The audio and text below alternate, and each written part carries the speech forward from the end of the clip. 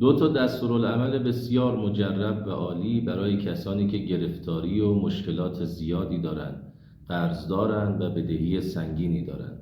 دستورالعمل اول: شخصی است به نام اسماعیل ابن سهل میگه برای امام باقر علیه السلام نوشتم که آقا جان من بدهی سنگینی دارم، این بدهی سنگین دامنگیر خودم و زندگیم شده، چیکار بکنم؟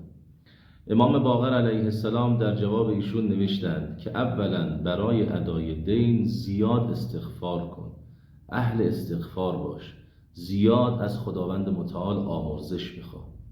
دومین موردی که حضرت فرمودند این بود که با سوره قدر مأنوس باش، یعنی تا جایی که میتونی سوره قدر رو زیاد بخون که سوره ولایت هست.